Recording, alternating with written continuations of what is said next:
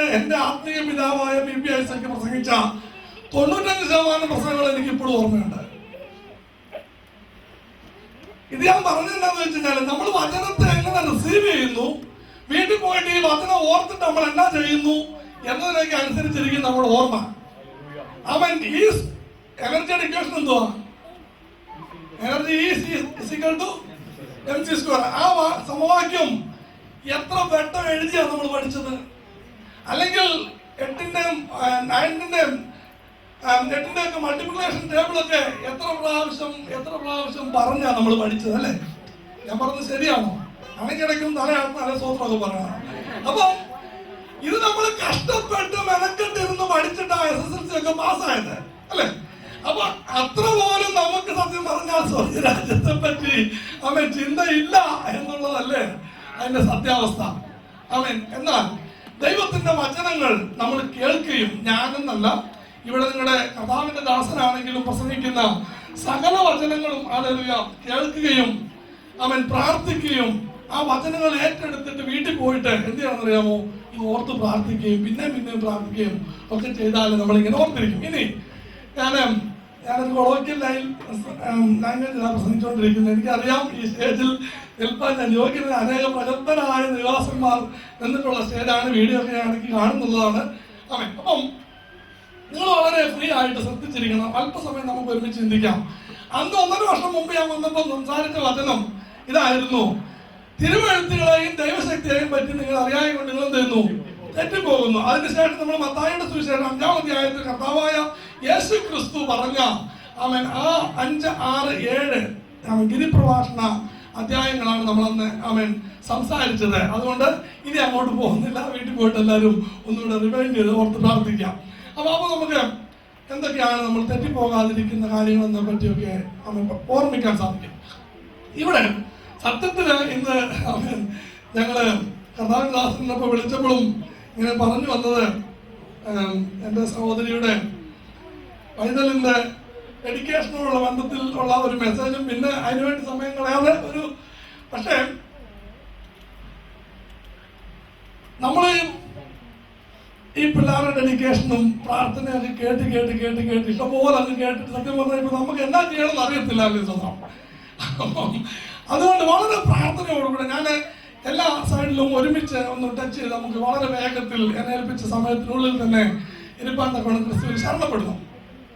നിങ്ങളിങ്ങനെ തിരിച്ചോണ്ടിരിക്കുന്നവർക്ക് ഞാൻ സ്തുതിക്കുന്നു. കാരണം ഇങ്ങനെ തിരിച്ചൊക്കെ വളരെ ഫ്രീ ആയിട്ട് ഈ വചനങ്ങൾ ഏറ്റെടുത്താലേ നമ്മുടെ ഉള്ളിൽ ഇരിക്കത്തുള്ളൂ. അല്ലേ? ഇരുന്നതിന് ശേഷം സ്വർഗരാജ്യത്തിന് വേണ്ടി പ്രയോജനപ്പെടുവാൻ ആയത്തിനും നമ്മള് കർത്താവായ യേശു ക്രിസ്തുവിന്റെ ശിഷ്യന്മാർ കർത്താവിന് വേണ്ടി ശക്തിയോടുകൂടെ അധ്വാനിച്ചു.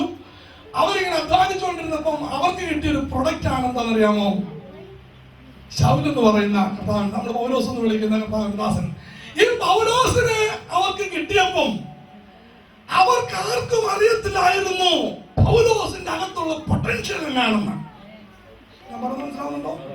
പൗലോസിന്റെ അകത്ത് എത്രമാത്രം പൊട്ടൻഷ്യൽ, അല്ലെങ്കിൽ പൗലോസ് ഏതെല്ലാം തലങ്ങളിൽ ഉയർന്നു പോകുമെന്നുള്ള കാര്യം ശിഷ്യന്മാർക്കെല്ലാം അറിയത്തില്ലായിരുന്നു. ഈവൻ ശിഷ്യന്മാരെ കാട്ടിൽ അഭിഷേകത്തിന്റെ നിറവിൽ ലേഖനങ്ങൾ എഴുതുകയും കർത്താവിന്റെ സഭയെ ഉറപ്പിപ്പാൻ തക്കവണ്ണം ഒരുക്കുവാൻ തക്കവണ്ണം ഒരുക്കിയ അതിനുവേണ്ടി കർത്താവ് യോജിച്ച ശക്തനായ ദൈവത്തിന്റെ ദാസനായിരുന്നു ശൗല്. എന്നാൽ ശൗലിനെ കിട്ടിയ സമയത്ത് ഇവർ കർത്താവിന്റെ ശിഷ്യന്മാർ, അപ്പോസ്തലന്മാർ വളരെ ഭയത്തോടുകൂടാണ് ശൗലിനെ കൈക്കൊണ്ടത്. കാരണം യഹൂദന്മാരെ ക്രിസ്ത്യാനികളെ മുടിക്കുകയും തകർക്കുകയും ചെയ്ത് യേശു ക്രിസ്തുവിന്റെ അനുയായികളെ നശിപ്പിക്കാൻ വേണ്ടി ഓടിയ ആളാ ശൗല്, അല്ലെ? ഈ ശൗലിനെ ഇവർ സ്വീകരിക്കാൻ ഭയപ്പെട്ടു. ഇവർക്കാർക്കും മനസ്സിലായില്ല ശൗലിനെ കർത്താവ് എത്രമാത്രം ആഴത്തിലാണ് ഉപയോഗിക്കാൻ പോകുന്നുള്ള കാര്യം. എന്നാൽ അതുപോലെ ഇന്ന് വിടിയിരിക്കുന്ന നമ്മുടെ ഈ തലമുറയുണ്ടല്ലോ, നമ്മുടെ കുഞ്ഞുങ്ങൾ, ഇവരെ എത്രമാത്രം ദൈവത്തിന് ഉപയോഗിക്കാൻ കഴിയുമെന്നുള്ളതിനെ പറ്റി നമുക്കറിയത്തില്ല. സത്യമായിട്ടും നമുക്കറിയത്തില്ല. ഒരു ചിന്തകൻ ഇങ്ങനെ പറഞ്ഞു, നമ്മുടെ നാട്ടിലെ എക്സാമ്പിൾ ഞാൻ പറയാം. ഒരു ചക്കയ്ക്കകത്ത് എത്ര കുരു ഉണ്ടെന്നാലും മെനക്കെട്ടിരുന്ന് നോക്കിയാൽ അല്ല എന്തറിയാം, നമുക്ക് എണ്ണി നോക്കിയാൽ അറിയാം. പക്ഷെ ഒരു കുരുവിനകത്തുനിന്ന് എത്ര ചക്ക വരുമെന്നാൽ സൂത്രം ഒരിക്കലും പറയാൻ പറ്റുന്നില്ല.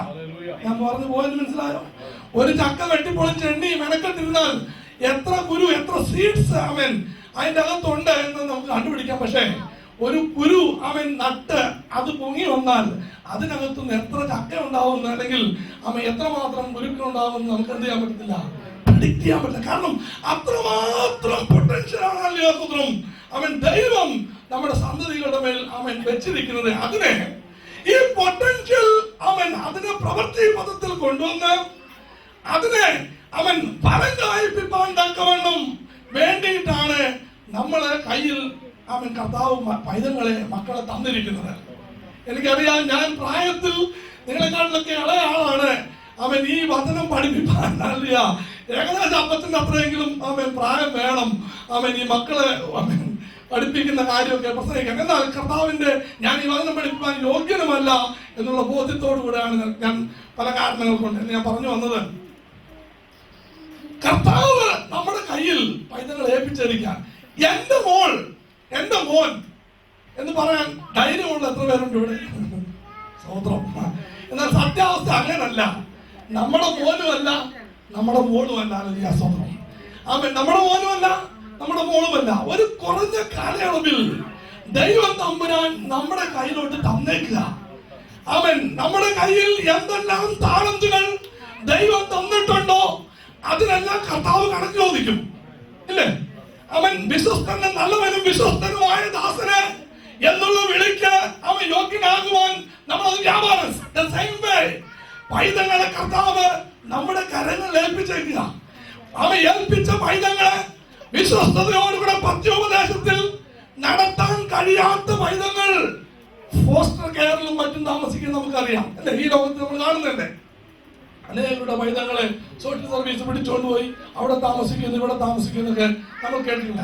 ഇവിടെ നമുക്ക് വളരെ വേഗത്തിൽ ഒന്ന് രണ്ട് ചിന്തകൾ ചിന്തിച്ചതിന് ശേഷം ഒരു വാക്യം നമുക്ക് വായിക്കാം. ആമേൻ. സദൃശ്യവാക്യങ്ങൾ നമുക്ക് വളരെ അറിയുന്ന ഒരു വാക്യമാണ്. സദൃശ്യവാക്യങ്ങൾ 22-ാം അധ്യായത്തിന്റെ അതിന്റെ 6-ാമത്തെ വാക്യം എല്ലാവർക്കും വളരെ സുപരിചിതമായ comes to Proverbs chapter 22:6. ബാലൻ നടക്കേണ്ടുന്ന വഴിയിൽ അവനെ അഭ്യസിപ്പിക്കാം, അവൻ വൃദ്ധനായാലും അത് വിട്ടുമാറുകയില്ല. അപ്പം ബാലൻ നടക്കേണ്ടുന്ന ഒരു വഴിയുണ്ട്, അതിലെന്ത് ചെയ്യണം? അവനെ അഭ്യസിപ്പിക്കണം. ഹല്ലേലൂയ. ഇനി ഇവിടെ ട്രെയിൻ അപ്പ് എന്നുള്ള വാക്കാണ് അതിനകത്തുള്ള ഏറ്റവും ഇമ്പോർട്ടന്റ് ആയിട്ടുള്ള വാക്ക്. ട്രെയിൻ അപ്പ്, അവനെ ട്രെയിൻ ചെയ്യുക. ഈ ട്രെയിൻ അപ്പ് എന്നുള്ള വാക്കിന്റെ ഗ്രീക്ക് പദം എന്ന് പറയുന്ന വാക്ക് എന്താണെന്നറിയാമോ? കാറ്റക്കിസം ആണ്. കാറ്റക്കിസം, ആ വാക്കിൽ നിന്നാണ് കാറ്റക്കിസം എന്ന് കത്തോലിക്ക സഭയിൽ പഠിപ്പിക്കുന്ന ആ സൺഡേ സ്കൂൾ എന്നുള്ള ആ വാക്കൊക്കെ അതിനകത്ത് നിന്നാണ് കാറ്റക്കിസ് എന്നുള്ള വാക്കിൽ നിന്നാണ് വന്നത്. Train up. ഇനി അടുത്ത പ്രശ്നം എന്താണെന്ന് വെച്ചാൽ എങ്ങനെ ട്രെയിൻ ചെയ്യണം എന്നുള്ളതാണ് അടുത്ത പ്രശ്നം, അല്ലേ?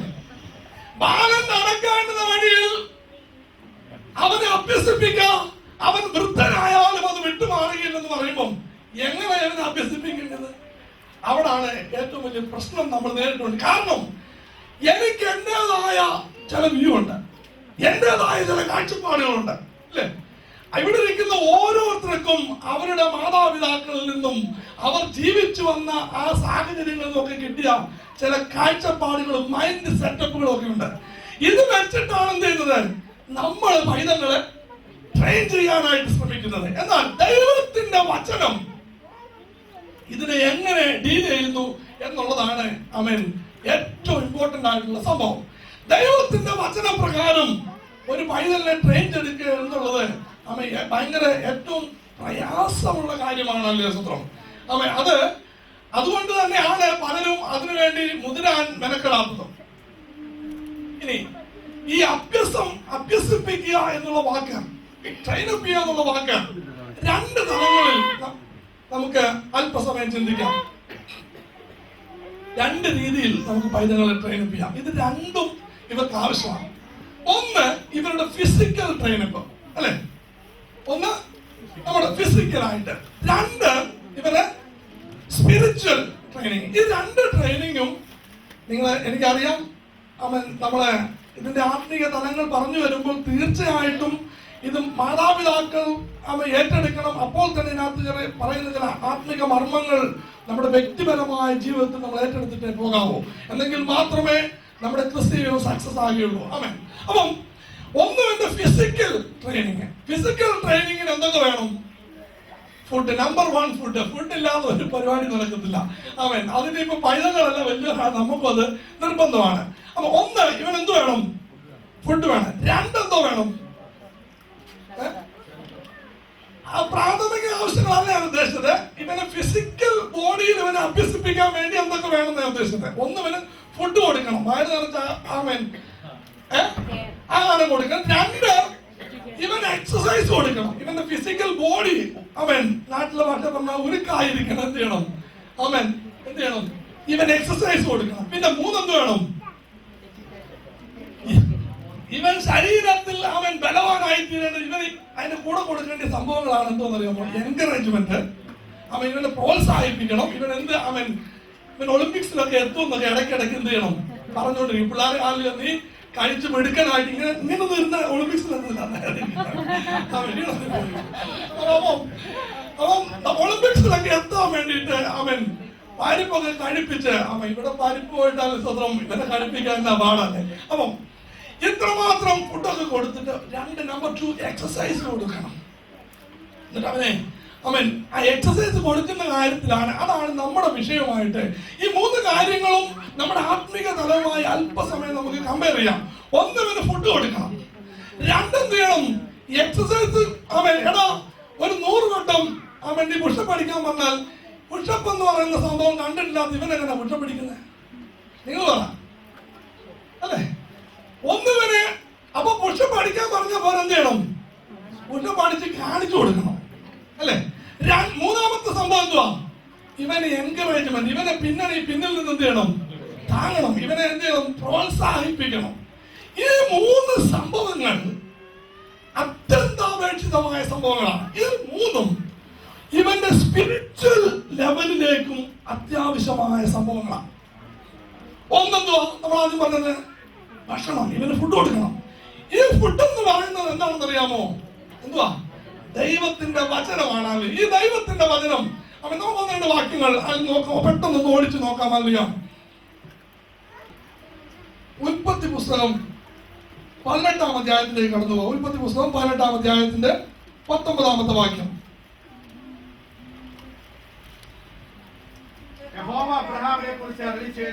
അപ്പൊ യഹോവ അബ്രഹാമിനെ കുറിച്ച് അരുളിച്ചത് എന്താണെന്നറിയാമോ? പറഞ്ഞു അവനെ നിവർത്തിച്ചു കൊടുക്കാൻ തക്കവണ്ണം അബ്രഹാം തന്റെ മക്കളോടും തനിക്ക് പിമ്പുള്ള കുടുംബത്തോടും നീതിയും ന്യായവും പ്രവർത്തിച്ചുകൊണ്ട് യഹോവയുടെ വഴിയിൽ നടപ്പാൻ കൽപ്പിക്കേണ്ടതിന് ഞാൻ അവനെ തിരഞ്ഞെടുത്തിരിക്കുന്നു. അപ്പൊ അബ്രഹാമിനെ ദൈവം വിളിച്ചെന്നാ?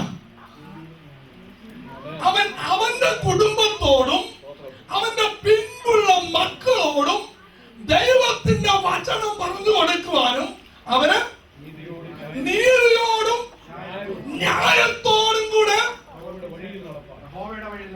അവൻ പ്രവർത്തിച്ച് യഹോവയുടെ വഴിയിൽ നടക്കാൻ അവൻ നടപ്പാൻ കൽപ്പിക്കേണ്ടതിന് ഞാൻ അവന്. അപ്പൊ അബ്രഹാമിനെ ദൈവം വിളിച്ചത് ഊരിന്റെ എല്ലാം വിട്ടുകളഞ്ഞിട്ട് പോയിക്കോളാൻ പറഞ്ഞത് എന്തിനു വേണ്ടിയിട്ടാണെന്ന് അറിയാമോ? യഹോവയുടെ വചനം തന്റെ തലമുറയായും വരുവാനുള്ള തലമുറയോടും അവൻ പഠിപ്പിക്കുകയും അവനെ കൽപ്പിച്ചാളില്ല അവനെ നടത്തേണ്ടതിന് അബ്രഹാമിനെ ദൈവം തമ്പുരാൻ വിളിച്ചതാളില്ല. എന്ന് പറഞ്ഞാൽ നമ്മളെ കർത്താവ് എന്തിനാ വിളിച്ചത്? നമ്മളെ കർത്താവ് എന്തിനാ വിളിച്ചത്? എന്നെ വിളിച്ചത് ഒരു പാസ്റ്റർ ആവാനാണെന്ന് ഒരു പക്ഷേ അല്ല, ഞാൻ പറഞ്ഞേക്കാം അല്ല. പക്ഷെ ഒരിക്കലും ഒരു പാസ്റ്റർ ആവാൻ വേണ്ടിയിട്ട് ആഗ്രഹിച്ച ആളല്ല ഞാൻ. അല്ല, സ്തോത്രം. പലരോട് വെച്ചാലും അതിനൊക്കെ ആൻസർ അല്ല. അപ്പം അവിടേക്ക് പിന്നെ സമയം ഉണ്ടെങ്കിൽ മടങ്ങി വേണം. ഒന്ന് അബ്രഹാമിനെ ദൈവം വിളിച്ചപ്പം ദൈവം തമ്പുരാൻ പറഞ്ഞ എന്താണെന്ന് അറിയാമോ? ഞാൻ അബ്രഹാമിനെ കുറിച്ച് എന്റെ ഹിതം ആഗ്രഹിക്കുന്നത് അവൻ എന്ത് ചെയ്യണം? തന്റെ മക്കളോടും തനിക്ക് പിൻപുള്ള കുടുംബത്തോടും നീതിയും ന്യായവും പ്രവർത്തിച്ചുകൊണ്ട് യഹോവയുടെ വഴിയിൽ നടപ്പാൻ കൽപ്പിക്കേണ്ടതിന് ഞാൻ അവൻ യഹോവയുടെ വചനങ്ങൾ അവന്റെ കുടുംബത്തിനും മാത്രമല്ല അവന്റെ തലമുറയ്ക്കും പിന്നെ വരുവാനുള്ള തലമുറയ്ക്കും പറഞ്ഞു കൊടുക്കേണ്ടത്. ഇടയ്ക്ക് കയറി വന്ന ഒരു കഥാപാത്രം കൂടെ. മക്കളെ, നമ്മെ വിളിച്ചിരിക്കുന്ന വിളി ഒരു ആഴത്തിലുള്ള വിളിയാണ്. ഈ പർപ്പസിന് വേണ്ടിയിട്ട് നോഹയോട് ദൈവം തമ്പുരാൻ പറഞ്ഞു, ദൈവം തമ്പുരാൻ എന്താ പറഞ്ഞേ? പെട്ടകം ഉണ്ടാക്കാൻ പറഞ്ഞു. അവൻ എന്നിട്ട് എന്തോ ചെയ്യാൻ പറഞ്ഞു? പോയി പ്രസംഗിക്കാൻ പറഞ്ഞു. പെട്ടകത്തിനകത്ത് നോഹപ്പച്ചൻ പെട്ടകം ഉണ്ടാക്കി രാവും പകലും മെനക്കെട്ട് പ്രസംഗിച്ചു. ആരെങ്കിലും കേറിയോ? 8 പേര് കയറി. അതാരൊക്കെയാ? നോഹയും തന്റെ അറ്റ്ലീസ്റ്റ് അവൻ നോഹയോട് ദൈവം തമ്പുരാൻ കൽപ്പിച്ച സമയത്ത് നോഹ പെട്ടകത്തിൽ കയറിയപ്പോൾ ദൈവം തമ്പുരാൻ പെട്ടകത്തിന്റെ വാതിലടച്ചു. ഹല്ലേലൂയ. ഞാൻ വിശ്വസിക്കുന്നു, മഴ പെയ്യാൻ തുടങ്ങിയപ്പോൾ ആ ദേശത്തിലുള്ള സകല മാന്യന്മാരും അവൻ പെട്ടെന്ന് അവിടെ ഓടിയെത്താൻ പറ്റി. കാറുള്ളവർക്ക് ആദ്യം എത്തിക്കാണും. എല്ലാവരും ഓടി വന്നിട്ട് എന്ത് ചെയ്യും?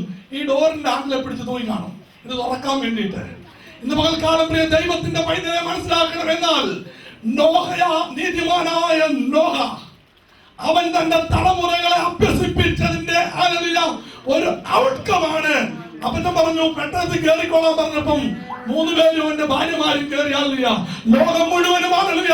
സ്വർഗരാജ്യത്തിൽ കണ്ടില്ലെങ്കിലും ആളില്ല. അവൻ നമ്മുടെ തലമുറകളുമായി സ്വർഗത്തിൽ കാണുവാണ്ടാക്കവണ്ണം ഇന്ന് രാത്രികാലം ആളില്ല. ദൈവം നമുക്ക് കൃപ നൽകട്ടെ. ആളില്ല. ഒരു നൂറ്റാണ്ട് മുഴുവനും പ്രസംഗിച്ചിട്ടും ആളില്ല. അവൻ സ്വർഗരാജ്യത്തിന് വേണ്ടി സകല കാര്യങ്ങളും ചെയ്തിട്ടും ആളില്ല. അവൻ നോഹയെ പോയാളില്ല. നമുക്കാണ് യഹോവയുടെ പെട്ടകത്തിൽ കുടുംബത്തോടും തലമുറയോടും കൂടെ കയറുവാൻ സാധിക്കുന്നില്ലെങ്കിൽ നമ്മൾ എത്ര വ്യർത്ഥന്മാരാണല്ല. നമ്മുടെ അധ്വാനം വ്യർത്ഥമല്ല. അപ്പൊ ഒന്ന് നമ്മൾ പറഞ്ഞു, ദൈവം തമ്പുരാൻ നമ്മളെ വിളിച്ചിരിക്കുന്നത് എന്നതിനു വേണ്ടിയാ. അവൻ അഭ്യസിപ്പിക്കുവാൻ, വചനം കൽപ്പിക്കുവാൻ. തലമുറ അബ്രഹാമിന്റെ ദൈവം വിളിച്ചത് അവൻ തന്റെ കുടുംബത്തോടും വരുവാനുള്ള കുടുംബത്തോടും യഹോവയുടെ വചനം കൽപ്പിച്ച് നീതിയും ന്യായവും ഒക്കെ പറഞ്ഞു കൊടുത്തവരെ വളർത്തേണ്ടതിന് വേണ്ടിയാണ്. അബ്രഹാമിന്റെ കാലം കഴിഞ്ഞു. അല്ല, ഇസ്രായേൽ മക്കൾ അവൻ വരുന്ന സമയത്ത് ഇസ്രായേൽ മക്കളോട് ദൈവം എന്നാ പറഞ്ഞത്? വായിക്കാം. ആവർത്തന പുസ്തകം അതിന്റെ 4-ാം അധ്യായത്തിന്റെ 10-ാമത്തെ വാക്യം. ആവർത്തന പുസ്തകം 4-ാം അധ്യായത്തിന്റെ 9-ഉം 10-ഉം വായിച്ചു. കണ്ടിട്ടുള്ള കാര്യങ്ങൾ നീ മറക്കാതെയും, നിന്റെ കണ്ണാലെ കണ്ടിട്ടുള്ള കാര്യങ്ങൾ നീ മറക്കാതെയും, നിന്റെ ആയുഷ്കാലത്ത് ഒരിക്കലും അവ നിന്റെ മനസ്സിൽ നിന്ന് വിട്ടുപോകാതെ, നിന്റെ ആയുഷ്കാലത്ത് ഒരിക്കലും അവ നിന്റെ മനസ്സിൽ നിന്ന് വിട്ടുപോകരുത്. സൂക്ഷിച്ച് നിന്നെ ജാഗ്രതയോടെ കാത്തുകൊള്ളുക. നീ സൂക്ഷിക്കണം. എന്നിട്ട് നിന്നെ തന്നെ ജാഗ്രതയോടുകൂടെ കാക്കണം. നിന്റെ മക്കളോടും മക്കളുടെ മക്കളോടും എന്നിട്ട് പറയുകയാണ്, നിന്റെ മക്കളോടും നിന്റെ മക്കളുടെ മക്കളോടും നീ അവയെ ഉപദേശിക്കണം. അല്ലേ? ഒരു വാക്യം കൂടെ ചേർത്ത് വായിച്ചോ. അതിന്റെ 6-ാം അധ്യായത്തിന്റെ 7-ാം വാക്യം കൂടെ. സമയത്തിന്റെ പരിമിതി രണ്ടോട് ഒരുമിച്ച് പറഞ്ഞു. നീ അവയെ നിന്റെ മക്കൾക്ക് ഉപദേശിച്ചു കൊടുക്കുകയും, നീ അവയെ നിന്റെ മക്കൾക്ക് ഉപദേശിച്ചു കൊടുക്കുകയും, നീ വീട്ടിലിരിക്കുമ്പോഴും വഴി നടക്കുമ്പോഴും കിടക്കുമ്പോഴും എഴുന്നേൽക്കുമ്പോഴും അവയെ കുറിച്ച് നീ എന്ത് ചെയ്യണം? സംസാരിക്കുകയും വേണം. ഇത് നമുക്ക് ഭയങ്കര ഇഷ്ടമുള്ള കാര്യം. ഇപ്പൊ പറഞ്ഞ ഈ പഠിപ്പിക്കുക എന്നുള്ള പരിപാടി നമുക്ക് ഏറ്റവും ഇഷ്ടമുള്ള സംഭവം. കാരണം പഠിപ്പിച്ചാൽ പോരെ. അവൻ ഈ പഠിപ്പിക്കുക എന്ന് പറഞ്ഞ സംഭവം നമുക്ക്. അതുകൊണ്ടാണ് നമ്മൾ എന്ത് ചെയ്യും? സൺഡേ സ്കൂൾ പഠിപ്പിക്കുന്നു, പിള്ളേരെ വീട്ടിൽ പഠിപ്പിക്കാറില്ല. പക്ഷേ അടുത്ത സംഭവമാണ് 2-ാമത്തെ പോയിന്റിലേക്ക് നമുക്ക് കടന്നു വരാം. 1-ാമത്തെ പോയിന്റ് എന്തുവായിരുന്നു? ഇവർക്ക് വയർ നിറച്ച് എന്ത് കൊടുക്കണം? ഫുഡ് കൊടുക്കണം. അപ്പൊ ദൈവത്തിന്റെ വചനം നമ്മൾ സൺഡേ സ്കൂളായിട്ടും അവൻ വീട്ടിലിരിക്കുമ്പോഴും എല്ലാം എന്ത് ചെയ്യണം? പറഞ്ഞു കൊടുക്കണം. എപ്പോഴും പിള്ളേരോട് എന്ത് പറയണം? വിശ്വാസത്തിന്റെ വചനം പറയണം. അവൻ തീർച്ചയായിട്ടും പൈതങ്ങൾ അത് ഏറ്റെടുക്കും. അതിന് പ്രത്യേകിച്ച് സംശയമൊന്നുമില്ല. അവൻ എന്റെ പൈതങ്ങളോട് ഞാൻ ഇടയ്ക്ക് ചില കാര്യങ്ങൾക്ക് വേണ്ടി പ്രത്യേകമായിട്ട് പ്രാർത്ഥിക്കാൻ പറയുമ്പോൾ അവരിരുന്ന് മെനക്കെട്ടിരുന്ന് പ്രാർത്ഥിക്കുന്നത് അവരെ മാനിച്ചാലെന്ത് അവൻ നമ്മുടെ വീഴ്ചകളൊക്കെ കണക്കിടാതെ അവന് മറുപടി നൽകും. അപ്പം ഞാൻ പറഞ്ഞു വന്നത്, ഈ പഠിപ്പിക്കൽ ഏറ്റവും അത്യന്താപേക്ഷിത കാര്യമാണ്. തിയറി ഇല്ലാതെ പിന്നെ പ്രാക്ടിക്കൽ നടക്കും. ഇല്ല, തിയറി ഇല്ലാതെ പ്രാക്ടിക്കൽ നടക്കുന്നില്ല. ഈ തിയറി ഇല്ലാതെ ചില ആൾക്കാർ പ്രാക്ടിക്കലിന് പോകും. അപ്പൊ എന്നെ അടുക്കുന്നത് അറിയാമോ? പരീക്ഷ ഒട്ടിയിട്ടിങ് പോലും. അല്ല, അങ്ങനെ അങ്ങനല്ലേ നമ്മൾ ഡ്രൈവിംഗ് ടെസ്റ്റ് പോകുന്ന കാര്യം ഞാൻ പറഞ്ഞത്. അപ്പം തിയറി മൊത്തം മെനക്കെട്ടിരുന്ന് വായിക്കണമെന്നേ. ഈ 16 പുസ്തകങ്ങളുള്ള സകല അധ്യായങ്ങൾ എന്ത് ചെയ്യണം? മെനക്കെട്ടിരുന്ന് വായിക്കണമല്ലോ. മെനക്കെട്ടിരുന്ന് വായിച്ച് അത് ഓർമ്മയെ വെച്ചിട്ട് വേണം എന്ത് ചെയ്യാൻ പോകാന്, പ്രാക്ടിക്കലിന് പോകാൻ. പ്രാക്ടിക്കലിന് ചെല്ലുമ്പോഴായിരിക്കും ഒരുത്തം പറയുന്നത് നീ എൻ്റെ കൂടെ അവിടെ വരെ ഒന്ന് വരാമോന്ന്. അപ്പൊ തിയറി എന്നാ പറയുന്നത് അറിയാമോ? തിയറി എന്നാ പറയുന്നത്, ഒരു നാഴിക പോകാൻ പറഞ്ഞാൽ 2 നാഴിക കൂടെ പോകാനാ പറഞ്ഞത്. അപ്പൊ ആ തിയറി ഓർമ്മയുണ്ടെങ്കിൽ വരത്തില്ലെന്ന് പറയത്തില്ല. ദൈവം കൂടെ ചെയ്യും, എവിടെ വിളിച്ചാലും പോകുമല്ലേ. സ്വതന്ത്രം. ഞാൻ പറഞ്ഞ പോയിന്റ് മനസ്സിലായോ? ഇങ്ങനെ തിയറി ഉള്ളിൽ അങ്ങോട്ട് ഇരുന്ന് കഴിഞ്ഞാല് അവൻ പ്രാക്ടിക്കൽ ലൈഫിലേക്ക് ഭയങ്കര ഈസിയാണ്. അപ്പൊ നമ്മളോട് പറയുക ഇന്ന കാര്യങ്ങൾ ഒരാൾ വന്നിട്ട് ചോദിക്കുക, നീ എനിക്കൊരു അത്യാവശ്യമായിട്ട് കുറച്ച് സാമ്പത്തിക സമാനം. അപ്പൊ ഉടനെ തിയറി വരും, നന്മ ചെയ്യാൻ അറിഞ്ഞിട്ടും അവൻ എന്നുള്ള തിയറിയുടെ വാക്യം നമ്മുടെ മനസ്സിലോട്ട് കടന്നു വരും. അങ്ങനെ നമ്മൾ എന്ത് ചെയ്യും? അതിനെ സർവൈവ് ചെയ്യും. എനിവേ, ഇനി രണ്ടാമത്തെ പോയിന്റ്, ഒന്നാമത്തെ പോയിന്റ് എന്തുവായിരുന്നു? ആഹാരം കൊടുക്കണം, വയറ്. രണ്ടാമത്തെ പോയിന്റ് എന്തോ? എക്സസൈസ്. എക്സസൈസ് പറഞ്ഞു കൊടുക്കാൻ പറ്റത്തില്ല, എന്ത് ചെയ്യണം? ചെയ്ത് കാണിക്കും. ഇവിടാണ് ഭയങ്കര പ്രശ്നം വരുന്നത്. നമുക്ക് വിശ്വാസികൾക്ക് ഏറ്റവും കൂടുതൽ വരുന്ന പ്രശ്നം എവിടെയെന്ന് അറിയാമോ? ഈ എക്സസൈസ് നമുക്ക് എന്തായി, വയറൊക്കെ ആയി. ഹല്ലേലൂയ, സ്തോത്രം. ആമേൻ. ഞാനിത് പറയുമ്പോൾ നിങ്ങൾ മറക്കരുത്, വയറിനെ പറ്റി അല്ല ഞാൻ സംസാരിക്കുന്നത്. നമുക്കിപ്പോ എക്സസൈസ് ഒക്കെ ചെയ്യാൻ മടിയായി. എന്തുവാ എന്റെ പൊന്നു പാസ്റ്ററെ, ഇരുന്നിട്ട് എഴുന്നേക്കാൻ പിന്നെ അങ്ങനെ ഞാൻ പുഷപ്പ് അടിച്ച് കാണിച്ചു കൊടുക്കുന്നത്. ഇതാണ് നമ്മുടെ പ്രശ്നം. ഇനി ഇവിടെ നമുക്ക് തീത്തോസിന്റെ ലേഖനത്തിലേക്ക് ഒരു നിമിഷം വരാം. ഞാൻ നേരത്തെ പറഞ്ഞ അപ്പോസ്തലനായ നമ്മുടെ പൗലോസ് വളരെ ശക്തമായി കർത്താവിന് വേണ്ടി അവൻ ഉപയോഗിക്കപ്പെട്ട ദൈവത്തിന്റെ ദാസനാണ്. ഈ പൗലോസ് ശ്രദ്ധിക്കണം, തീത്തോസിന്റെ മൊത്തം വായിച്ചുകളായിരുന്നു. അവൻ അത് ഞാൻ വായിക്കുന്ന വാക്യം മാത്രം വായിച്ചാൽ മതി. അപ്പൊ തീത്തോസിനോട് അവൻ പൗലോസ് ശക്തമായി കർത്താവിന് വേണ്ടി ഉപയോഗിക്കപ്പെട്ടുകൊണ്ടിരിക്കുക. ഉപയോഗിക്കപ്പെട്ടു എന്ന് മാത്രമല്ല, എന്താണെന്നറിയാം പൗലോസ് ചെയ്തത്? പൗലോസ് ചില നിജപുത്രന്മാരെ ഒരുക്കിയെടുത്തു. എന്ന് പറഞ്ഞാൽ പൗലോസ് എന്നെ ജനിപ്പിച്ചിട്ട് അവർക്ക് ട്രെയിനിങ് കൊടുത്ത് വിശ്വാസത്തിന്റെ വചനങ്ങൾ അവരെ പഠിപ്പിച്ച് അവരെ അഭ്യസിപ്പിച്ച് എങ്ങനെയാണ് ചെയ്യേണ്ടതെന്ന് എന്ത് ചെയ്തു? അവർക്ക് കാണിച്ചു കൊടുത്തു. ഇവർക്ക് ഇങ്ങനെ കാണിച്ചു കൊടുത്തതിന് ശേഷം ഈ പൗലോസ് ഒരിക്കൽ തന്റെ നിജപുത്രനായ തീത്തോസിന് എഴുതുകയാണ്. 1-ാം അധ്യായത്തിൽ പൗലോസ് അവൻ തീത്തോസിന്റെ ലേഖനം അതിന്റെ 1-ാം അധ്യായത്തിന്റെ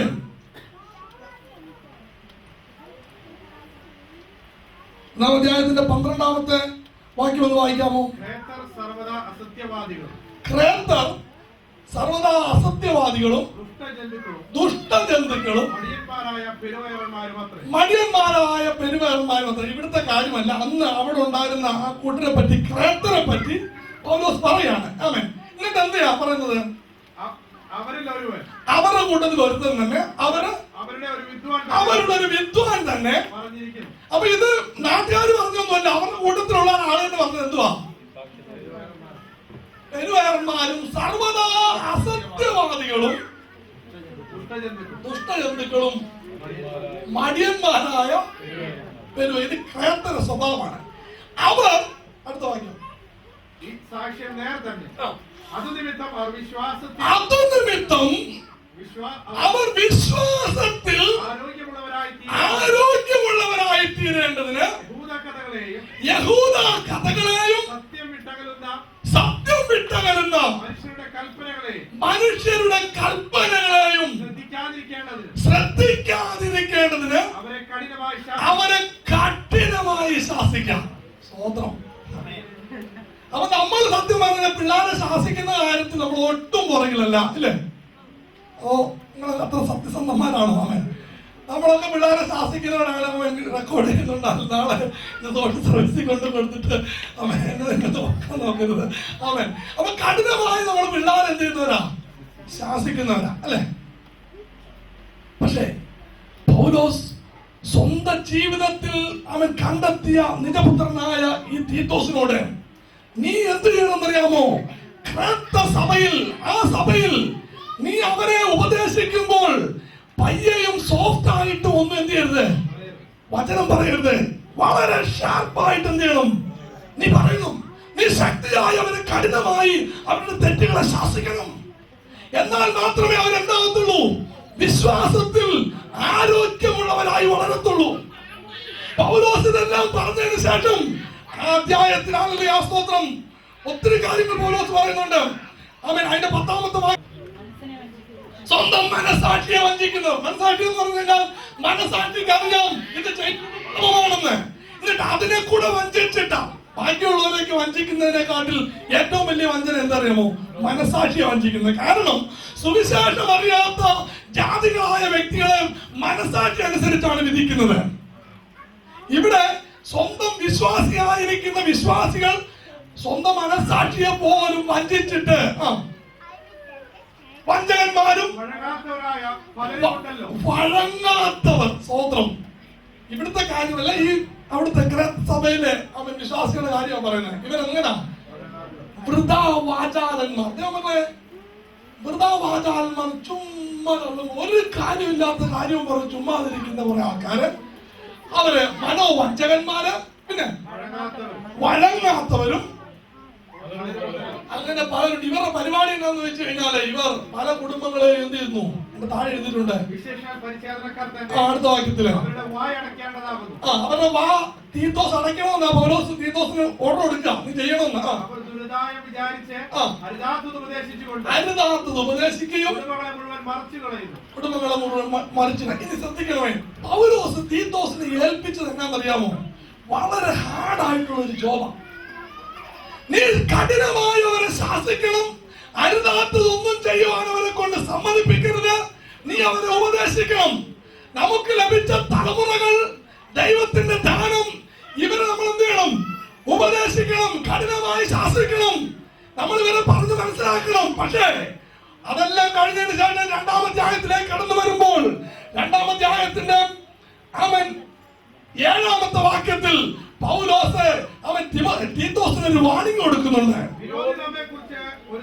തീത്തോസേ, നീ ഒരു കാര്യം ചെയ്യണം. കാര്യം ശരിയാണ്, നീ കഠിനമായി ശാസിക്കാൻ പോവുകയാണ്. നീ ഞാൻ പറഞ്ഞ പല കാര്യങ്ങളും നീ ചെയ്യാൻ വേണ്ടി പോവുകയാണ്. അപ്പൊ നീ എന്തോ ചെയ്യണം? വിരോധി നമ്മെ കൊണ്ട് ഒരു തിന്മയും പറവാൻ വകയില്ലാതെ ലജ്ജിക്കേണ്ടതിന് സകലത്തിലും നിന്നെ തന്നെ സൽപ്രവർത്തിക്ക് മാതൃകയാക്കി. സ്തോത്രം. അപ്പം സംഭവം ശരിയാ. നമുക്ക് ഇവരെ പത്യോപദേശത്തിൽ വളർത്താൻ എന്ത് ചെയ്യണം? ഒന്ന്, നമ്മൾ ഫുഡ് കൊടുക്കണം. 2, അവൻ നമ്മൾ ഇവർക്ക് എന്ത് ചെയ്യണം? കഠിനമായി തെറ്റുകളൊക്കെ തിരുത്താം. പക്ഷെ വേറൊരു കാര്യമുണ്ട്. തെറ്റ് തിരുത്തുന്നതിന് മുമ്പ് നീ ഇവർക്ക് എന്തായിരിക്കണം? മാതൃകയായിരിക്കണം. അല്ലേലൂയ. മക്കളെ, നമ്മുടെ ജീവിതത്തിൽ എന്റെ അമ്മ ഇവിടെ ഇരിപ്പുണ്ട്. അമ്മ ഇവിടെ ഇരിപ്പുണ്ടെന്ന് പറഞ്ഞ കാരണം ഇവിടെ ഒരു കാര്യം എനിക്ക് അതും പറയാൻ പറ്റത്തില്ല. ആമേൻ. എന്ന് പറഞ്ഞു കഴിഞ്ഞാൽ ചില കാര്യങ്ങൾ നമ്മൾ മാതൃകയാക്കുക എന്ന് പറയുമ്പം ആർക്കും പിന്നെ ചോദ്യം ചെയ്യാൻ പറ്റാത്ത രീതിയിലുള്ള മാതൃകയാക്കണം. ദൈവമക്കളായ നമ്മൾ, എന്റെ പിതാവ് വിശ്വാസത്തിലേക്ക് കടന്നു വരുന്നതിന് മുമ്പ് ഒരു ദിവസം രാത്രിയിൽ പോലീസിലാണ് ജോലി. അപ്പൊ പോലീസ് ഈ ഇലക്ഷൻ ഡ്യൂട്ടി ഒക്കെ കഴിഞ്ഞിട്ട് രാത്രിയില് എല്ലാ പോലീസുമാരെയും SI ഒക്കെ വീട്ടിൽ കൊണ്ടുപോയിട്ട് പോലീസ് വണ്ടിയായിട്ട് രാത്രിയില് ഒരു പാതിരായി കാണുമായിരിക്കും. 1 മണി 2 മണിയോളമായി വീട്ടിൽ വന്നു. വീട്ടിൽ വന്നിട്ട് വണ്ടി അവിടെ പാർക്ക് ചെയ്തിട്ട് എന്നെ വിളിച്ചിട്ട് പറഞ്ഞു, നീ ആ വണ്ടിയെ പോയി കിടന്നോളാം പറഞ്ഞു. ഒരു തലോണ എടുത്ത് ഒരു പുതപ്പ് എടുത്ത് ഞാൻ എന്ത് ചെയ്തു? വണ്ടിയെ പോയി കിടന്നു. അപ്പൊ ഞാൻ രക്ഷിക്കപ്പെട്ട് സ്ഥാനപ്പെട്ട് വരുന്ന സമയം ഇങ്ങനെ കൊണ്ടുപോയി ഞാൻ എന്ത് ചെയ്തു? വണ്ടിയുടെ ഫ്രണ്ട് സീറ്റില് കുറുകെ കിടക്കുന്ന ആരെങ്കിലും ഇത്ര നീളമുള്ള ഞാന് വണ്ടിയുടെ കുറുകെ കിടക്കാൻ വലിയ പാടായിരുന്നു. മഴ ചെറുതായിട്ട് ചാറുന്നുണ്ട്. ഒരു വിധത്തിൽ ഷട്ടറൊക്കെ അടച്ചിട്ട്, ഷട്ടർ എന്ന് പറഞ്ഞാൽ ഈ പോലീസ് ജീപ്പ് അറിയാമല്ലോ, പണ്ടത്തെ ടാർപ്പൊക്കെ പൊട്ടിച്ച് വെച്ച് ഞാൻ അത് കിടന്നു. അപ്പൊ പോയ പോക്കി പുള്ളി എന്നോട് പറഞ്ഞു, നീ പോകുമ്പോ ശ്രദ്ധിക്കണം, ആ വണ്ടിയുടെ ഫ്രണ്ടത്തെ ആ ബാറില് SI ഇരിക്കുന്നതിന്റെ സൈഡില് ഒരു ലാത്തി ഇരിപ്പുണ്ട്. ഒരു തൊപ്പി ഇരിപ്പുണ്ട്, SIയുടെ തൊപ്പിയാ. SI ഇറങ്ങിയപ്പോ എടുക്കാൻ മറന്നുപോയതാ. നീ അത് തൊടരുത്. ഓക്കെ, നമ്മളതിനെ പറ്റി ബോധേടല്ലായിരുന്നു. SIയുടെ തൊപ്പിയോട് നമ്മളെ അതും രാത്രി പാതിരാക്കി പകലൊക്കെ നമുക്കൊന്ന് വെച്ച് നോക്കാമായിരുന്നു. അപ്പൊ എനിവേ ഞാൻ എന്ത് ചെയ്തില്ല? തൊട്ടില്ല. ഞാൻ അവിടെ കിടന്ന് ഞാൻ എന്തിനാണെന്നും ചോദിച്ചില്ല. അങ്ങനെ 2 പ്രാവശ്യം ഉണ്ടായി. ഒരിക്കൽ എന്റെ പിതാവ്, ഈ സംഭവം എനിക്ക് തോന്നുന്നില്ല അമ്മയ്ക്കോ സംഭവം അറിയാമായിരിക്കും, പിന്നെ എന്നോട് ചോദിച്ച സംഭവം അറിയത്തില്ല. ഒരിക്കൽ എന്നോട് പിതാവ് ചോദിച്ചു, ഞാൻ നിന്നോട് അവിടെ പോയി കിടക്കാൻ പറഞ്ഞത് എന്തിനാ നിനക്കറിയാമെന്ന് ചോദിച്ചു. ശ്രദ്ധിക്കണമേ, മർമ്മോ പറയുന്നത്, അപ്പൊ പോരുത്. അപ്പം എന്നോട് ചോദിച്ചു, നിന്നോട് ഞാനിത് പറഞ്ഞ എന്തിനാ നിനക്കറിയാമെന്ന്. ഞാൻ അറിയത്തില്ല. പൊതുവെ ഞങ്ങളുടെ പിതാവിനെ ഞങ്ങൾക്ക് പേടിയാന്നു നിന്നു, അതുകൊണ്ട് എന്ത് ചെയ്തില്ല, ചോദിച്ചില്ല. അപ്പൊ ഇത് ചോദിച്ചപ്പം പിതാവ് പറഞ്ഞു, എടാ കേരളത്തിലെ നിയമം അനുസരിച്ച് മേലുദ്യോഗസ്ഥന്റെ അധികാര ചിഹ്നമായ ലാത്തിയേലും തൊപ്പിയേലും കീഴുദ്യോഗസ്ഥൻ തൊടാൻ പാടില്ല എന്ന് എഴുതപ്പെടാത്ത ഒരു നിയമമുണ്ട്. ഓക്കെ, ഈ പാതിരായ്ക്ക് ഞാൻ ആ തൊപ്പിയും ലാത്തിയും വീട്ടിനകത്ത് കൊണ്ടുവച്ച് കഴിഞ്ഞാൽ എന്ത് ചെയ്യത്തില്ല, ആരും അറിയത്തില്ല.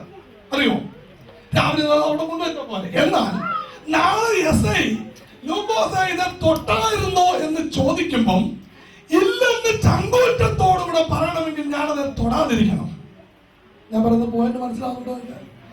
ഞാൻ ആ ലാത്തിയാലും തൊപ്പിയാലും തൊട്ടിട്ടില്ലെന്ന് പറയണമെങ്കിൽ അവൻ അത്രമാത്രം ചങ്കൂറ്റത്തോട് ഞാൻ SIയോട് പറയണമെങ്കിൽ ഞാനോ നീയോ അതെ തൊടാതിരിക്കണം. അതിനു വേണ്ടിയാണ് ഞാൻ നിന്നെ അവിടെ കൊണ്ടുവരുന്നത്. എന്റെ ജീവിതത്തിൽ ഇതിൽ പരം ഒരു മാതൃകയായിട്ട് ഒരു എക്സാമ്പിൾ എന്നെ പഠിപ്പിക്കാൻ വേറൊന്നുമില്ലായിരുന്നു.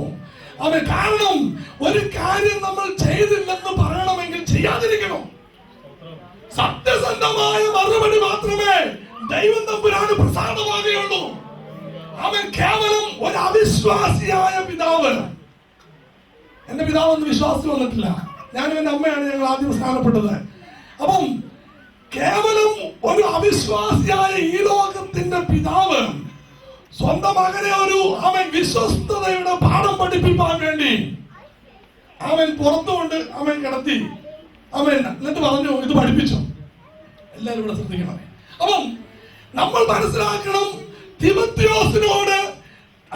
തീത്തോസിനോട് പൗലോസ് പറയാണ്, നീ എന്ത് ചെയ്യണം, സകലത്തിനും സകല സൽപ്രവർത്തിക്കും നിന്നെ തന്നെ മാതൃകയാക്കണം.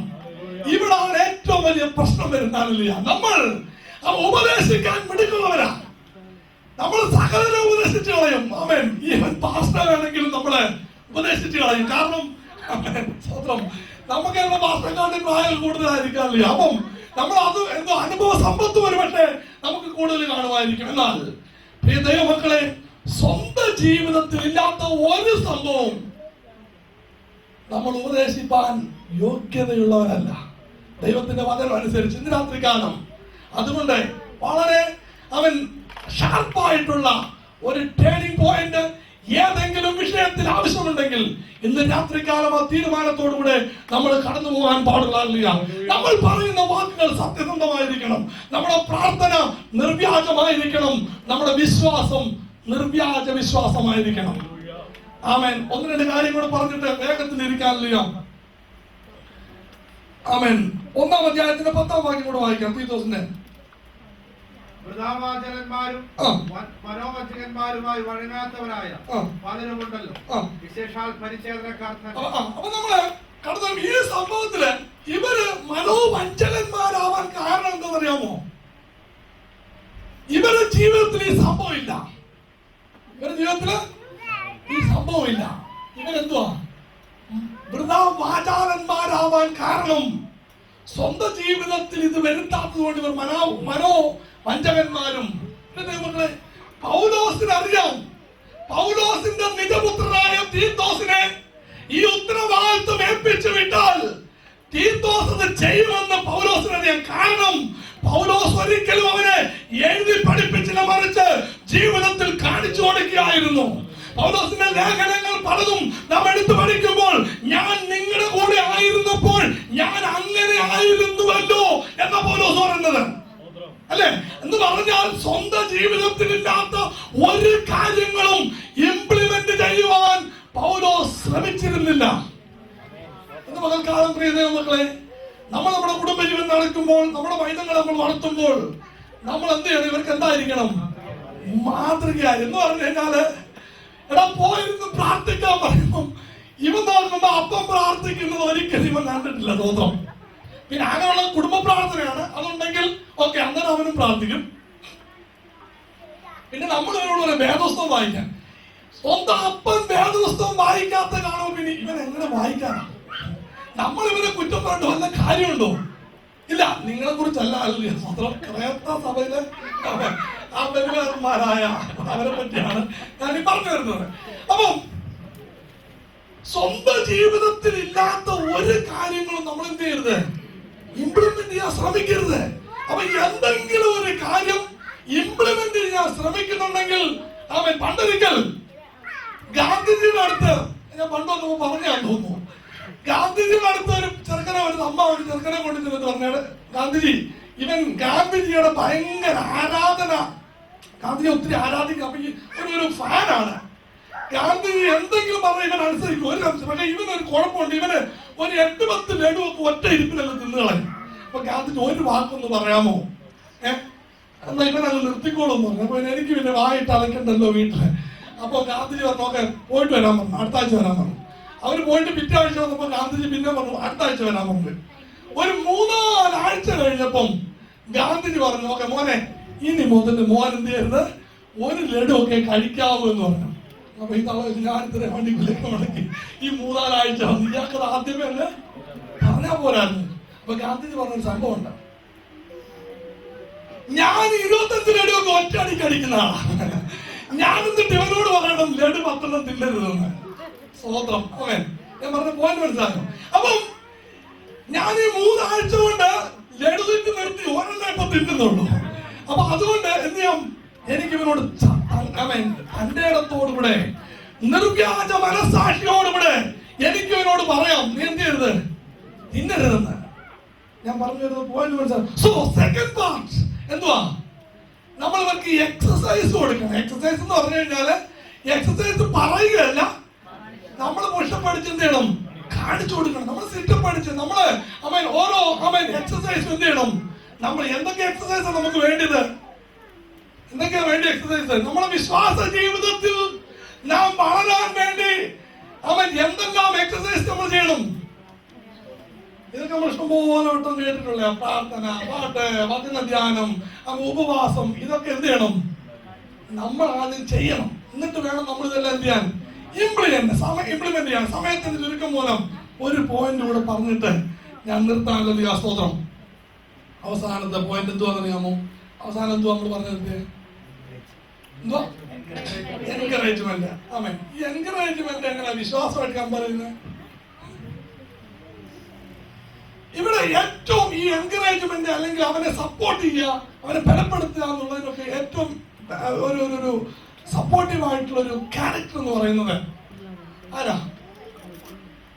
നമുക്ക് ഹന്നയെ പറ്റി ഒന്ന് നോക്കാം.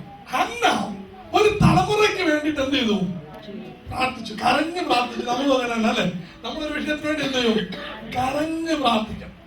കെട്ടിക്കഴിയുമ്പോ പിന്നെ നമ്മൾ മറക്കുകയും ചെയ്യും. പിന്നെ പ്രാർത്ഥനയ്ക്ക് നമ്മൾ എന്ത് ചെയ്യത്തില്ല, വരത്തില്ല. ഞാനിങ്ങനെ പല ആൾക്കാരോട് സുവിശേഷമൊക്കെ പറയുകയും പലരെയും കർത്താവിലേക്ക് കൊണ്ടുള്ള ശ്രമങ്ങളൊക്കെ നമ്മൾ എന്ത് ചെയ്യും, നടത്തും.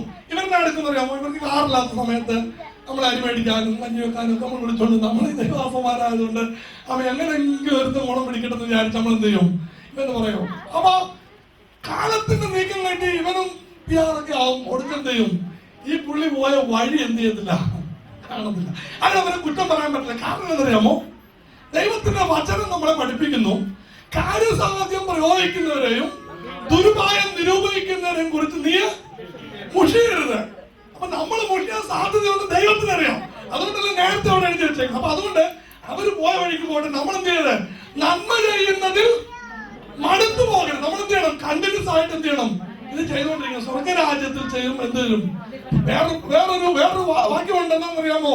ആകയാൽ എന്റെ പ്രിയ സഹോദരന്മാരെ, നിങ്ങൾ ഉറപ്പുള്ളവരും കുലുങ്ങാത്തവരും ക്രിസ്തുയേശുവിൽ നിങ്ങളുടെ പ്രയത്നങ്ങൾ വ്യർത്ഥമല്ല എന്നറിഞ്ഞ് കർത്താവിന്റെ വേലയിൽ എപ്പോഴും വർദ്ധിച്ചു വരുന്നവരുമായിരിക്കും. അപ്പൊ നമ്മൾ കർത്താവിന്റെ വേലയിൽ വർദ്ധിച്ചു വരേണ്ടതിന് ഒരു കാരണം എന്താണെന്നറിയാമോ?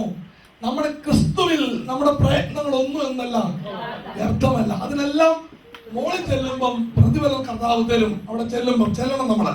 ആമേൻ. അധ്വാനിച്ചിട്ട് അവിടെ പേര് വിളിക്കുമ്പോ ആള് കാണാതിരിക്കരുത്. ആമേൻ. സ്തോത്രം. ഹല്ലേലൂയ. അപ്പൊ അതുകൊണ്ട് മൂന്നാമത്തെ പോയിന്റ്, ഹന്ന എന്ത് ചെയ്തു, ഒരു സന്തതിക്ക് വേണ്ടി കരഞ്ഞു പ്രാർത്ഥിച്ചു. എന്നിട്ട് മുലകൂടി മാറുന്ന സമയത്ത് പൈതലിനെ എവിടെ കൊണ്ടാക്കി? ദേവാലയത്തിൽ കൊണ്ടാക്കി. എന്നിട്ടോ ഈ സംഭവം എല്ലാം തീർന്നിട്ട് പിന്നെ ഹന്ന വെറുതെ ഇരുന്നു. ഹന്ന എന്തെന്നറിയാമോ? ഈ പൈതലിന് വേണ്ടി അവൻ ഇടവിടാതെ പ്രാർത്ഥിച്ചുകൊണ്ടിരുന്നു. ഇടവിടാതെ പ്രാർത്ഥിക്കുകയും അവൻ എന്ത് ചെയ്യുന്നറിയാമോ? വർഷാനന്തര യാഗം വരുന്ന സമയത്ത് എന്ത് ചെയ്യും? ഓരോ അങ്കി തയ്പ്പിച്ചു കൊണ്ടുവന്നിട്ട് എവിടെ കൊടുക്കും? ആലയത്തിൽ കൊണ്ട് കൊടുക്കും. ഇന്ന് പകൽക്കാലം പ്രിയ ദൈവമക്കളെ, അവന് വേണ്ടിട്ടോ ഈ ശമൂവേലിനെ പറ്റി ദൈവത്തിന്റെ വചനം എന്താ പറയുന്നത്? ഏതാ? ഇസ്രായേൽ ദാൻ മുതൽ ബേർശേബ വരെ ശമൂവേലിനെ പോലെ വിശ്വസ്തനായ യഹോവയുടെ ഒരു പ്രവാചകനും ഉണ്ടായിരുന്നു. അപ്പൊ യഹോവയുടെ വിശ്വസ്ത പ്രവാചകനായിട്ട് അപ്പൊ വിശ്വസ്തന്മാരല്ലാത്ത പ്രവാചകന്മാരും ഉണ്ടായിരുന്നു. മനസ്സിലാവുന്നുണ്ടോ? ഒരു വിശ്വസ്ത പ്രവാചകനെ വാർത്തെടുക്കാൻ വേണ്ടിയിട്ട് ഹന്ന എന്ത് ചെയ്തു? പിന്നണിയിൽ അവന് സപ്പോർട്ടായിട്ട് ഇടതിടമില്ലാതെ പ്രാർത്ഥിച്ചു. ഇന്ന് പകൽക്കാലം ദൈവമക്കളെ, സമയം നമ്മുടെ മുമ്പിൽ അവൻ തീർന്നുകൊണ്ടിരിക്കുന്നു. നമുക്ക് ഒരു നിമിഷം നമ്മളെ തന്നെ ഒന്ന് സമർപ്പിക്കും. ഒരു വാക്യം കൂടെ ജസ്റ്റ് ഒന്ന് വായിച്ചിട്ട് അവൻ സദൃശവാക്യം 20-ാം അധ്യായത്തിന്റെ 7-ാമത്തെ വാക്യം വായിക്കാം. പരമാർത്ഥതയിൽ നടക്കുന്നവൻ നീതിമാൻ. പരമാർത്ഥതയിൽ നടക്കുന്നവൻ നീതിമാൻ. അവന്റെ ശേഷം അവന്റെ മക്കളും ഭാഗ്യവാന്മാർ. അവന്റെ ശേഷം അവന്റെ മക്കളും ഭാഗ്യവാന്മാർ. അപ്പൊ നമ്മള് ഈ പരമാർത്ഥതയോടുകൂടെ എന്ത് ചെയ്യണം? ഈ പരമാർത്ഥത എന്നുള്ള വാക്കിന്റെ അർത്ഥം നിങ്ങൾക്കറിയാമോ? എല്ലാ കാര്യത്തിലും നമ്മൾ പരമാർത്ഥ ഹൃദയമുള്ളവരായിരിക്കണം. ഞാൻ പറയാം, ഏത് കാര്യം ചെയ്താലും എന്ത് ചെയ്യണം? പരമാർത്ഥ. യൂദയുടെ ലേഖനത്തിന് ഒരു വാക്യമുണ്ട്. യൂദ ലേഖനം എഴുതുക. ആരാ യൂദ? ആരാ? കർത്താവിന്റെ ഒന്നാമത്തെ വാക്യം വായിച്ചു നോക്കിയേ. കർത്താവിന്റെ സഹോദരനാണെന്ന് നോക്കി. യേശുക്രിസ്തുവിന്റെ ദാസൻ. അപ്പൊ കർത്താവിന്റെ സഹോദരനല്ല, യേശുക്രിസ്തുവിന്റെ ദാസനും യാക്കോബിന്റെ സഹോദരനുമായ യൂദ. ഇതൊരു കോൺട്രഡിക്റ്റീവ് സെന്റൻസ് ആണ് അല്ലെ? കോൺട്രഡിക്റ്റീവ് സെന്റൻസ്. ഇത് സാക്ഷാൽ നമ്മുടെ കർത്താവായ യേശുക്രിസ്തുവിന്റെ സ്വന്തം സഹോദരനാണ് ഈ യൂദ. പക്ഷേ ജഡപ്രകാരം ഇവർക്ക് തമ്മിൽ എന്തില്ല? ബന്ധമില്ല. കാരണം മറിയ പരിശുദ്ധാത്മാവിനാൽ ജനിച്ചത്. അതുകൊണ്ട് ജഡപ്രകാരം ഇവർക്ക്, അതുകൊണ്ടാണ് പരിശുദ്ധാത്മാവ് വചനത്തിൽ എഴുതുമ്പോൾ ഒന്നിനും തെറ്റുപറ്റുന്നില്ല. അമ്മ യൂദ എഴുതുകയാണ്, കർത്താവായ യേശുക്രിസ്തുവിന്റെ ദാസനും യാക്കോബിന്റെ സഹോദരനുമായ യൂദ. അടുത്ത സെന്റൻസ് കേട്ടോണം. പിതാവായ ദൈവത്താൽ സ്നേഹിക്കപ്പെട്ടു, യേശുക്രിസ്തുവിനായി സൂക്ഷിക്കപ്പെട്ടു. നമ്മൾ സാധാരണ എപ്പോഴും പറയുന്നത് അറിയാമോ? കർത്താവിന്റെ കഴിഞ്ഞ ഒരാഴ്ച കാലം സൂക്ഷിച്ചു അല്ലെ? കർത്താവിന്റെ കാത്തു സൂക്ഷിച്ചു, പരിപാലിച്ചു. കർത്താവേ ഞാൻ പോവാ, എന്നെ കാത്തു സൂക്ഷിച്ചോണേ ആണോ നമ്മൾ എപ്പോഴും പറയുന്നത്? ഇവിടെ അങ്ങനല്ല. ഇവിടെ തിരിച്ചാ പറയുന്നത്, നിങ്ങൾ യേശുക്രിസ്തുവിന് വേണ്ടി എന്ത് ചെയ്യാം? സൂക്ഷിക്കപ്പെട്ടൊരു കൂട്ടമാണ്. ഇന്ന് പകൽക്കാലം പ്രിയ ദൈവമക്കളെ, നമ്മൾ യേശുക്രിസ്തുവിന് വേണ്ടി സൂക്ഷിക്കപ്പെട്ടൊരു കൂട്ടമാണ്. നമ്മളെ തന്നെ സൂക്ഷിക്കണം. വക്രതയും കോട്ടമുള്ള ഈ തലമുറയിൽ നമുക്കൊരു ബോധമുണ്ടായിരിക്കണം, നമ്മൾ യേശു കർത്താവിന് വേണ്ടി സൂക്ഷിക്കപ്പെട്ടവരാണെന്ന്. ഇങ്ങനെയുള്ള, അദ്ദേഹം വായിക്കാൻ സമയമില്ലാത്തതുകൊണ്ട് ഞാൻ പറഞ്ഞങ്ങ് പോകാം. അപ്പൊ ഇങ്ങനെയുള്ള ഈ സൂക്ഷിക്കപ്പെട്ട കൂട്ടത്തിനകത്തേക്ക് ചില വ്യക്തികൾ, അഭക്തരായ വ്യക്തികൾ എന്ത് ചെയ്യും? നുഴഞ്ഞു കയറും. ഇവർ കയറി കഴിഞ്ഞാൽ ഇവരുടെ സ്വഭാവം എന്താണെന്നറിയാമോ? അവൻ വേരില്ലാത്തവരും രണ്ടൊരു ചത്തവരും ബലമില്ലാത്തവരും ഇടവാടിയവരും പിന്നെ വക്രഗതിയുള്ള നക്ഷത്രങ്ങളുമാണ്. പരമാർത്ഥത എന്നുള്ള വാക്കിന് യാതൊരു പ്രസക്തിയുമില്ലാത്തൊരു കൂട്ടം വ്യക്തികൾ. എന്ന് പറഞ്ഞാൽ നമ്മൾ ഇങ്ങനെയുള്ള തലമുറയുടെ ഇടയ്ക്കാണ് നമ്മൾ ജീവിക്കുന്നത്. ഇങ്ങനെയുള്ള യാതൊരു സ്വഭാവങ്ങളും നമ്മിലേക്ക് എന്ത് ചെയ്യാൻ പാടില്ല? കടന്നു വരാൻ പാടില്ല. വക്രഗതിയുള്ള നക്ഷത്രങ്ങൾ അവ വക്രമായിട്ട് എന്ത് ചെയ്യത്തുള്ളൂ? പോകത്തുള്ളൂ. നേരെ പോകാൻ അറിയത്തില്ല. വക്രം എന്ന് പറഞ്ഞാൽ വളഞ്ഞാന്നർത്ഥം. അവൻ വക്രഗതിയിൽ സഞ്ചരിക്കുന്ന, വക്രഗതിയിൽ ചിന്തിക്കുന്ന, വക്രഗതിയിൽ സംസാരിക്കുന്നവർ, ചിന്തയിലും ഉറക്കത്തിലും എല്ലാം വക്രമായിട്ട് അല്ലെങ്കിൽ വളഞ്ഞ വഴിയെ അവർക്ക്. ഇങ്ങനെയുള്ള സ്വഭാവങ്ങൾ നിങ്ങളിൽ കാണാൻ പാടില്ല. നിങ്ങൾ എന്ത് ചെയ്യണം? നിങ്ങൾ കർത്താവിന് വേണ്ടി വിളിക്കപ്പെട്ടവരാണ്. നിങ്ങൾ യേശുക്രിസ്തുവിന് വേണ്ടി സൂക്ഷിക്കപ്പെട്ടവരാണ്. ഇന്ന് പകൽക്കാലം പ്രിയ ദൈവമക്കളെ, നാം നമ്മളെ തന്നെ പരമാർത്ഥതയോടുകൂടെ കാത്തു സൂക്ഷിക്കുന്നുവെങ്കിൽ, ദൈവത്തിന്റെ വചനങ്ങളോട് നാം പരമാർത്ഥത പുലർത്തുന്നുവെങ്കിൽ, നമുക്ക് ശേഷം നമ്മുടെ തലമുറയും അനുഗ്രഹിക്കപ്പെടുവാനിടയായിട്ട്. ഒരു നിമിഷം എല്ലാവരും ഒന്ന് കണ്ണുകളെ അടച്ചാട്ടുന്നില്ല. ഈ വചനങ്ങളെ ഒരു നിമിഷം നമുക്ക് നേടിയെടുക്കാൻ. ഹല്ലേലൂയ. യേശുവിന്റെ രക്തത്താൽ ജയമെടുക്കുന്ന. ഹല്ലേലൂയ. കർത്താവേ, എല്ലാവരും പരമാർത്ഥതയോടുകൂടെ കർത്താവുമായി ഒന്ന് സംസാരിച്ചാട്ടെ. ഹല്ലേലൂയ. ദൈവത്തിന്റെ പത്യവചനങ്ങളെ നാം തലമുറയ്ക്ക് ഉപദേശിച്ചു കൊടുക്കുമ്പോൾ, സ്വന്തം ജീവിതത്തിൽ കർത്താവേ, ഇന്നുവരെ എനിക്കത് പ്രാവർത്തികമാക്കാൻ സാധിച്ചിട്ടില്ല കർത്താവേ. ഇന്നും രാത്രികാലമേ സന്ധ്യാസമയത്ത് ഞാൻ അതിനായി എന്നെ സമർപ്പിക്കുന്ന കർത്താവേ, നിന്റെ പത്യവചനങ്ങൾ ഉപദേശിച്ചു കൊടുക്കുമ്പോൾ, ഹല്ലേലൂയ,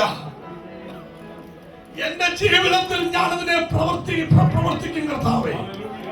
അതിനെ പ്രായോഗിക തലത്തിലേക്ക് ഞാൻ അതിനെ കൊണ്ടുവരും കർത്താവേ. ജീവന്റെ വചനങ്ങൾ, ഞാൻ കേൾക്കുന്ന വചനങ്ങൾ എന്റെ ജീവിതത്തിൽ പ്രായോഗിക തലങ്ങളിലേക്ക് കൊണ്ടുവരാതെ കഴിഞ്ഞ നാളുകളിൽ എത്രയോ നാളുകൾ വ്യർത്ഥമായി വാചാലന്മാരായി മനോവഞ്ചകന്മാരായി വക്രഗതിയിൽ ഞാൻ സഞ്ചരിച്ചു കർത്താവേ. ഇന്ന് പകൽക്കാലമല്ല അവൻ നിന്റെ വചനങ്ങളെ പറയുവാനും അതിനെ പ്രാവർത്തികമാക്കുവാനും കണ്ണുനീരൊഴുക്കി പ്രാർത്ഥിക്കുവാനും ഇന്ന് രാത്രികാലം ഞാൻ എന്നെ സമർപ്പിക്കുന്നു കർത്താവേ.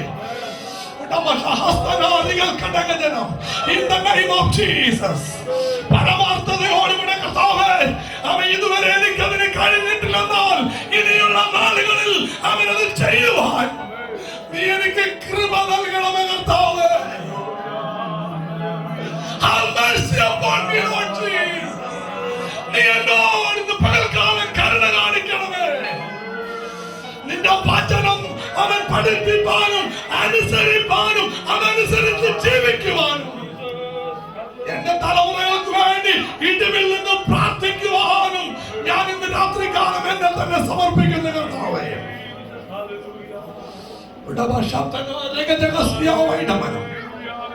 ദൈവമക്കളെ, പ്രാഗൽഭ്യത്തോടുകൂടെ